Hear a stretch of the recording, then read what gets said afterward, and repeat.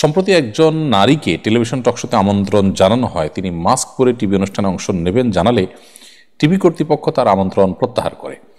পর্দানুষের নারীদের প্রতি বাংলাদেশি মিডিয়ার এহেন আচরণ সম্পর্কে আপনি কি বলবেন? এসব মোকাবিলা আমাদের করণীয় কি? খুবই দরকারি একটি প্রশ্ন। দেখুন, বাংলাদেশে সংখ্যাগরিষ্ঠ মানুষ ধর্মপ্রাণ। এদেশের মেয়েদের বেশিরভাগই দেখবেন তারা শালীন সুন্দর পোশাকে থাকতে অভ্যস্ত, কিন্তু টেলিভিশনে যারা সংবাদ উপস্থাপন করে তাদের বেশিরভাগই দেখবেন মাথায় কাপড় নেই এবং ধীরে ধীরে তারা পশ্চিমা স্টাইলে পোশাক আশাকের দিকে তারা চলে যাচ্ছেন। আমার প্রশ্ন, একটি দেশের গণমাধ্যম, সংবাদ মাধ্যম, সেটা যদি সে দেশের মানুষের কৃষ্টি এবং কালচারকে রিপ্রেজেন্ট না করে, সেই গণমাধ্যম বা সেই মিডিয়া কি এদেশের, নাকি সেটা ভিনদেশি কোনো এজেন্ডা বাস্তবায়ন করার চক্রান্তে লিপ্ত, তাদের কোনো নীল নকশা বাস্তবায়ন করছে?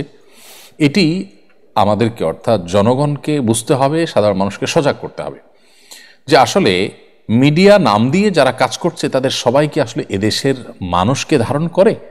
যদি করে তাহলে সেক্ষেত্রে তারা তো এদেশের মানুষের কৃষ্টি কালচার, তাদের আচার আচরণে প্রকাশ পাওয়ার কথা। এদেশের মেয়েদের উল্লেখযোগ্য অংশ তারা বোরকা পরেন, তারা পর্দা মেনটেন করেন, তারা ফেস ঢেকে চলেন।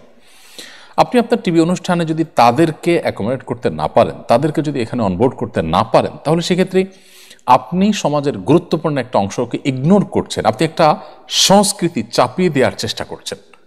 এটা সুস্পষ্টভাবে সাংস্কৃতিক ফ্যাসিবাদ। এটি নানা সময়ে আমাদের সমাজে আমাদের উপরে ঝেঁকে বসেছে এবং দীর্ঘদিন পর্যন্ত এই সংখ্যা লঘুরা, সামান্য কিছু হাতে গোনা ইসলাম বিদ্বেষীরা এবং বিদেশিদের দোসররা, তারা আমাদের দেশের মানুষের উপরে একের পর এক তাদের এই সমস্ত চিন্তাধারাকে চাপিয়ে দিচ্ছে। এদেশের অনেক পজিটিভ জিনিস দেখবেন তারা প্রচার করে না, অনেক নেগেটিভ জিনিস তারা প্রচার করে। এবং এদেশের সংখ্যাগরিষ্ঠ মানুষের অনেক চিন্তা চেতনা, দর্শন, সংস্কৃতি, সেগুলা এই সমস্ত মিডিয়ায় দেখবেন স্থান পায় না। কিন্তু একেবারে সংখ্যায় উল্লেখযোগ্য নয় সেসব বিষয়গুলোকে তারা ফুলিয়ে ফাঁপিয়ে প্রচার করে। অর্থাৎ ধূলিকণাকে তারা পর্বত করে দেখায় আর পর্বতকে তারা ধূলিকণা হিসেবে উড়িয়ে দেওয়ার চেষ্টা করে।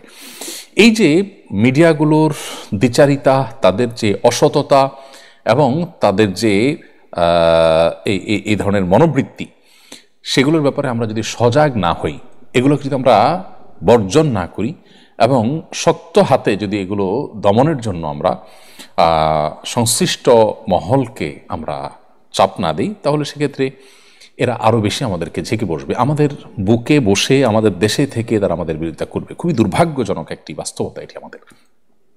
এখানে যে ঘটনা ঘটেছে আমি সেটিকে কেন্দ্র করে অন্য সবগুলোকে সামনে রেখে কথাগুলো বললাম, শুধু এই চ্যানেল বা এই ঘটনার জন্যই বলিনি। অতএব আমি আশা করব যে মিডিয়ার কর্ণধার যারা আছেন তারা এদেশের মানুষের হয়ে কাজ করবেন, ভিনদেশীদের দোসর হয়ে তারা কাজ করবেন না। এদেশে মানুষের কৃষ্টি সংস্কৃতিকে যদি শ্রদ্ধা করতে না পারেন, তাহলে এদেশে আপনার সংবাদ মাধ্যম পরিচালনা করবার নৈতিক অধিকার কোথায় থাকে আপনার কাছে? আমরা জানি এদেশের মেয়েদের উল্লেখযোগ্য অংশ তারা বোরকা পরে, হিজাব পরে, নেকাব করে। কয়জন সংবাদ পাঠক পাবেন, পাঠিকা পাবেন আপনি এরকম? কোনো হিজাব বা বোরকা পরা মেয়ে তিনি কি আসলে ওই জায়গায় কাজ করতে চান না? কেউ যদি করতে চান, তার সমস্ত যোগ্যতা থাকা সত্ত্বেও তার পোশাকের কারণে তাকে কি সে সুযোগ দেওয়া হবে? উত্তর হলো অবশ্যই না। কোনো মেয়ে ইসলামী দৃষ্টিকোণ থেকে এই পেশায় যাওয়া উচিত কি উচিত না, এটা ভিন্ন আলাপের বিষয়। কিন্তু আমি বলছি, যদি কেউ যান তারপরে তাকে যেতে দেওয়া হবে কিনা? উত্তর হলো না। এর নার কারণ কি? এর কারণই হলো যে আপনি ইসলামকে আপনার শত্রুতার জায়গা রেখে দিয়েছেন, যে ইসলামকে দেশের বেশিরভাগ মানুষ প্রচণ্ড ভালোবাসার জায়গায় স্থান দিয়েছে। অতএব এদের ব্যাপারে আমাদের দায়িত্বশীল হতে হবে এবং প্রত্যেককে বলিষ্ঠ ভূমিকা রাখতে হবে যে এদেশে তারা সাংস্কৃতিক ফ্যাসিবাদ নানাভাবে প্রতিষ্ঠা করছে এবং এটা জগদ্দল পাথরের মতো আমাদের বুকের উপরে তারা চেপে আছে।